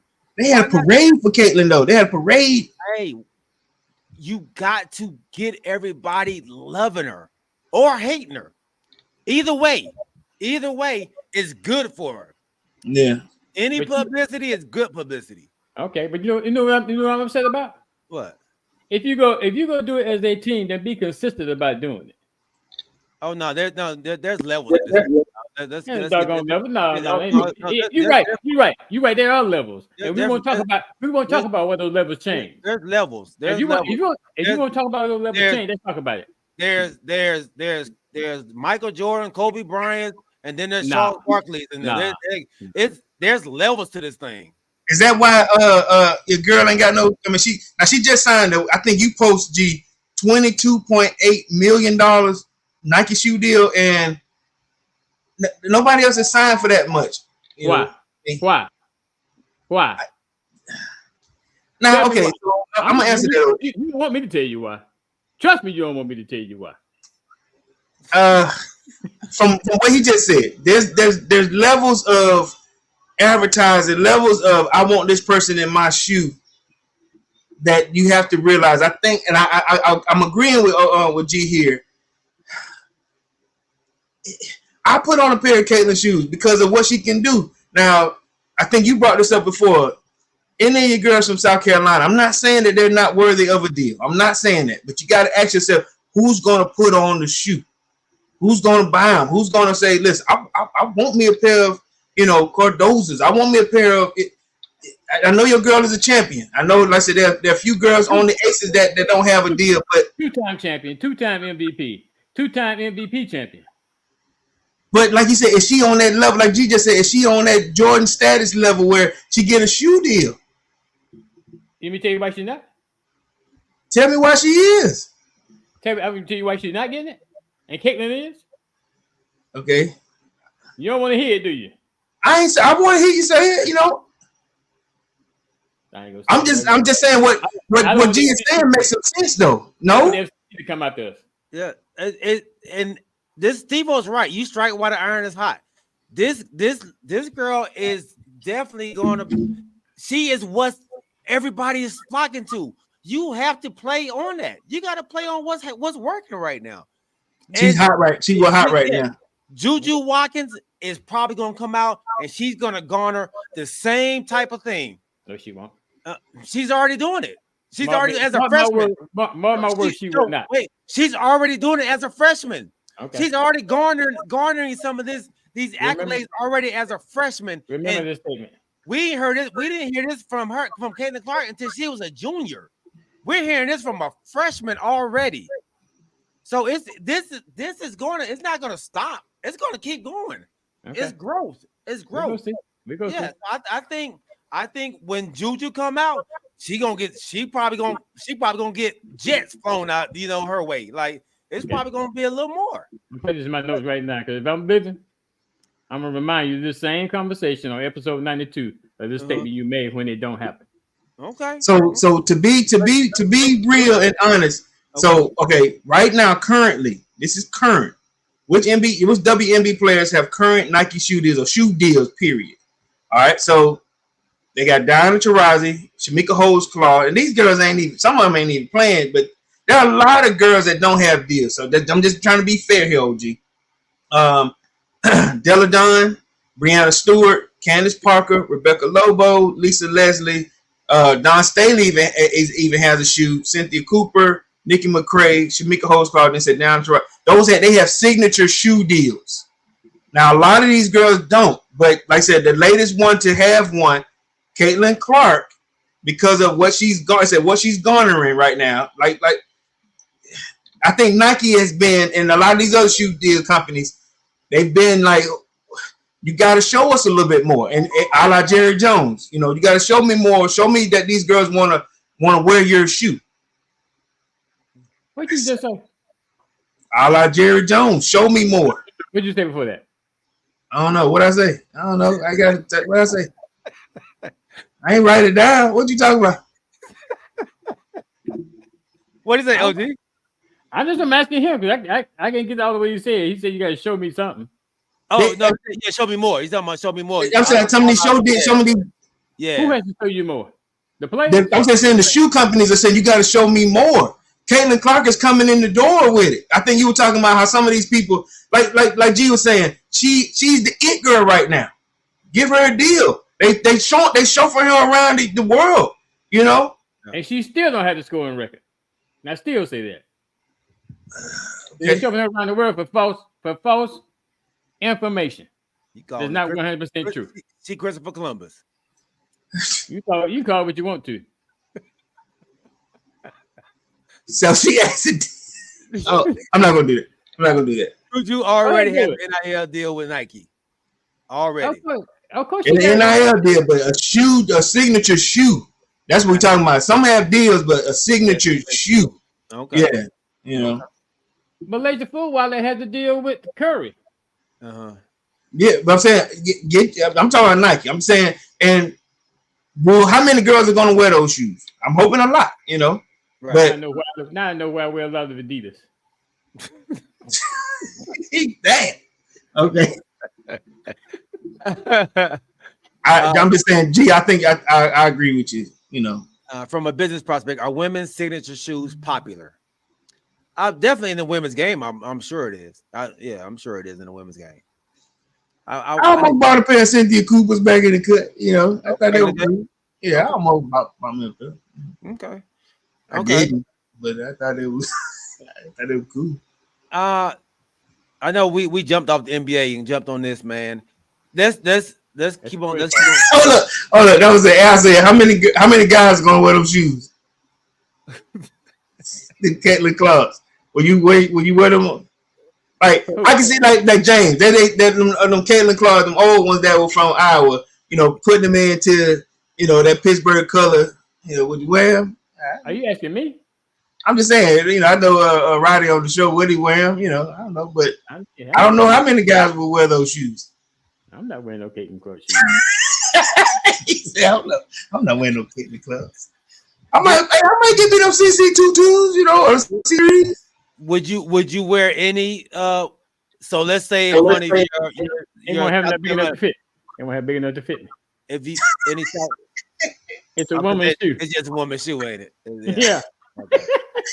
Okay. Yeah. I doubt they gonna make it for me. What size shoe you wear, OG? 13. 13. Okay. Yeah, okay. I'm sorry. Okay. The Indiana Pacers, they take a 3-1 lead over the Milwaukee Bucks. The Milwaukee Bucks without your boy Giannis. Yeah, without Giannis,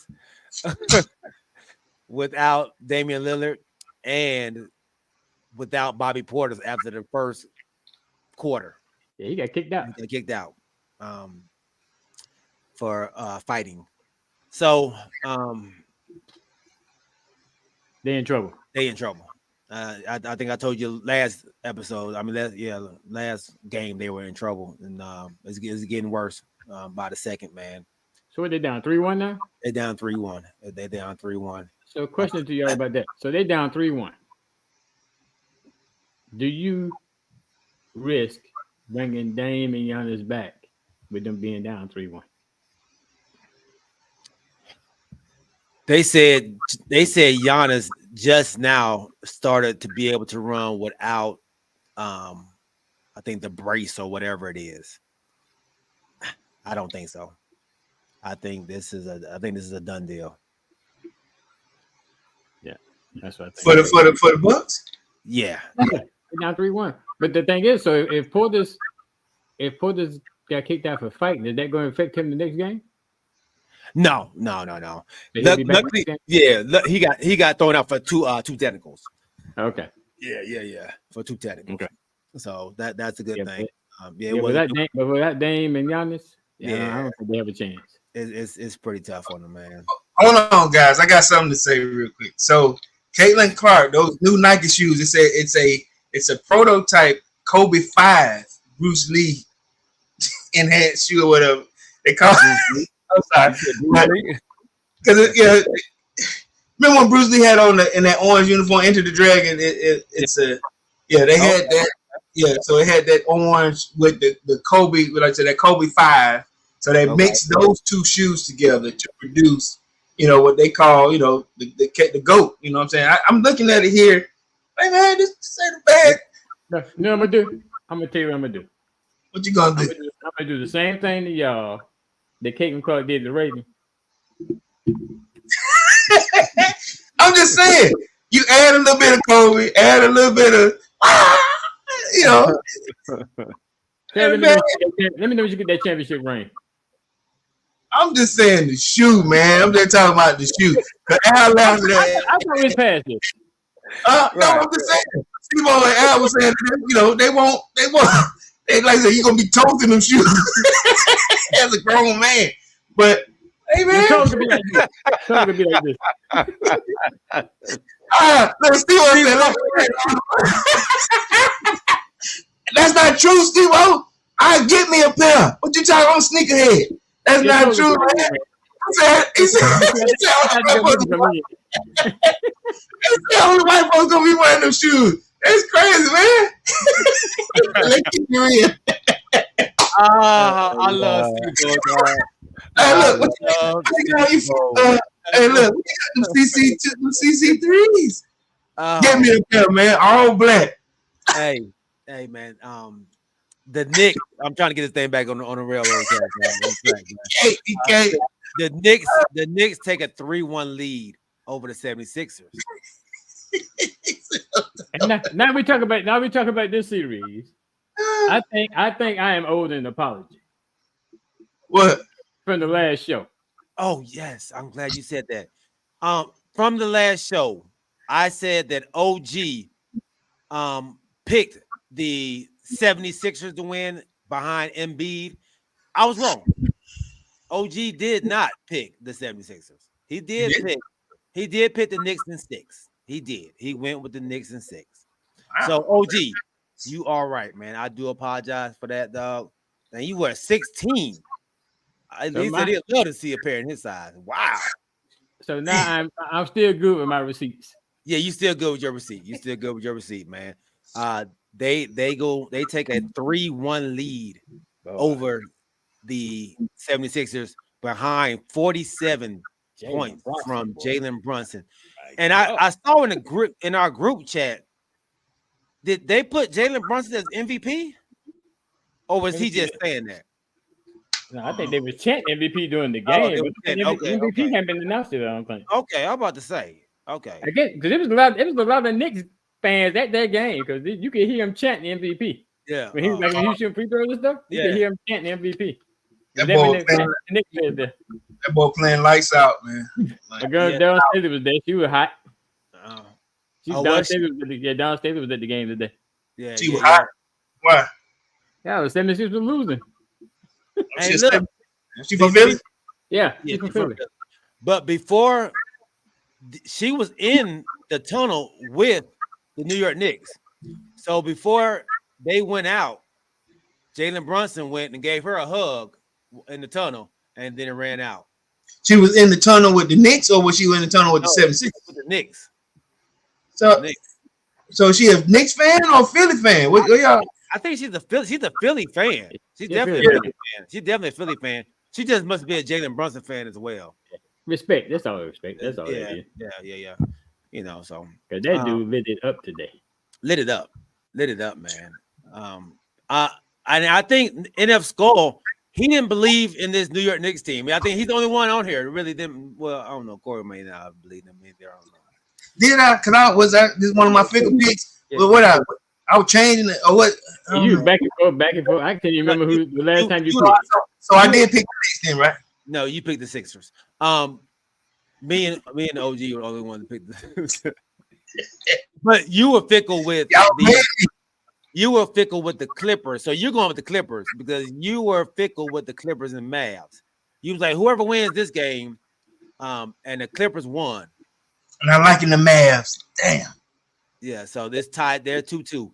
Yeah. They've won both games without Kawhi Leonard. Mm-hmm. Yeah, your boy was in the zone today. Hard. No. Hart and PG. They both were Hart. PG, Yeah. PG was in the zone the first half, and then Hart got in the zone the second half. But Somebody was messing they did give up a 30-point lead, though. with PG on the sidelines, and he was keyed in. He was shooting right there where that person was. I don't know who it was, but that's all it takes for you to get somebody started. Sometimes just keep playing with them. Okay. Brunson went to Villanova in Philly. Okay, that's probably and shoot, all of them did. So they'll John. Yeah. So did the three of them, DiVincenzo and Hart. Oh, But yep. But you know, in that game when they got down to the end, I guess when it was real close, you could tell that MB is not 100%. Because there's one time when he faked a shot that he would normally take and took it to the hole. A normal MB would have thrown that down. Yeah, he's slow. But I think his shot got blocked or something like that. Oh, He wow. couldn't even throw it down. So you could tell he's not. When he say he's 80% or 75-80%, yeah, he is, because normally he would have taken it to the hole and thrown it down. But Because like he did that move, and then you like, okay, going. But I think either one or two things OG got a point with. Either he got scared because when he went, and he did it the last time and had to hang on the rim, and they changed his shot at the last minute, and he ain't confident. He ain't confident. All right. Yeah. So, is it over for the Sixers the next game? Because I think they go back to New York. yeah, Go back to him. they 3-1, right? Yeah, 3-1. Yeah. The masses want to see New York win another one. Win one back at the Garden. I mean, no, what is it? Garden. Madison Square Garden. Yeah, Madison Square Garden. Yeah. It absolutely they want to win it at home. They have so many stars at that game that they want to see it happen there Okay. versus the Sixers. So Al said it ain't over till it's over. Well, with that being said, are we seeing the last of this dynamic trio in Phoenix? I don't think we're seeing the last of it. I think they're gonna probably they're gonna try one more year to pick up another person to help them, another star possibly. But This Bill's first year there, right? This is his first year being part of the trio, right? Yeah. So I'm like, cool. I think they give, since this is his first year being there, then he's been hurt a good portion of the time he's been there. Yeah. So maybe they give it another run. But yeah, I think for this series, It's over. it's They pulling the broom out. yeah, I think they're gonna pull the broom. But I don't think they're gonna be able to handle the Timberwolves. that man is acting a fool. He was up there doing hey man, I'm drilling. He said, I'm drilling you right now. Wow. I think it's over. I think when they picked up all those pieces, we was like, wow, man, Bill, Durant, Book, but who's gonna be the point guard? Who's gonna pass these boys the ball? And that's been a problem for them. They have no floor general. I heard something, man. I want y'all opinion on this. Adding Klay Thompson to that squad. I think You're still in the same situation. Yeah, it's true. That'd be too Nobody, much. no general, floor general. No, So okay, look, now, add CP3 back home, going back to Phoenix. You know what I'm saying? No. Everyone basketball. One basketball. Yeah. So now you got KD, Clay, Booker, and Bill, all wanting the ball. Yeah, they were just talking about, because it's gonna be a sweep. But if you add, let's say, CP3 want to say go back to Phoenix, and then he bring Clay with him, or vice something, just they need some help. I can see CP3 going back. Yeah, I can see CP3 going back if he's going to play again. They need a point guard, but we all know what happens normally with CP3. He gets injured, man. It's late season. 82 games is a lot on his body, especially at the age that he's at right now. It's going to be tough for them to go as deep as they want to go with CP3 running the point. Right. I think CP3 is good, maybe for off the bench, So I think that's good, man. We hour and 50 minutes in, fellas. Hour and 50 minutes in. Old school today. That's cool, folks. They need a young Rondo style point guard in Phoenix. Yes, absolutely. Rondo style. Yeah. Rondo. Who said Rondo? Snack. Rondo style, not Rondo. Yeah. I mean, that's it. It's that same Rondo. Maybe they can start CP3 50 games in. Oh, yeah. The last 50. Last 50. You might be on to something right there, Steve-O. Hey, man, we up to 34, man. That's great. Hey, make sure you hit that like button on all the platforms. We appreciate each and every one of y'all rocking with us, man. Episode 92 in the books, baby. I knew it was going to be long. I know it was going to be that long. I do apologize, but we do appreciate y'all. Most definitely.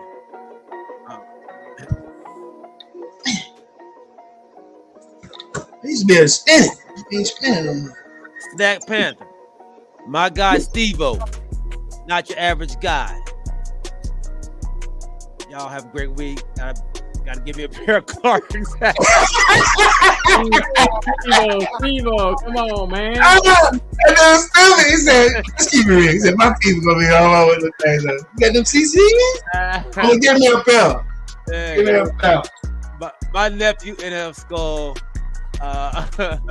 My dog Remus Cromwell, man. Thanks for jumping on, big homie. My guy Al Lassiter. Appreciate you, big dog. James Littlejohn, Rodney Littlejohn. My wife, I know you was out there watching, baby. Crystal Wright. My dog Aaron Thornton. Kanisha Davis. My homegirl Queen.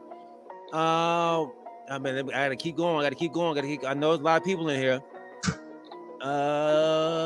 Let me see. Oh, my dog Ty Dreek, man. Thanks for jumping on, big homie. Thanks for jumping on. Dang, there was somebody else I wanted to say. It was on Twitch. I gotta find it.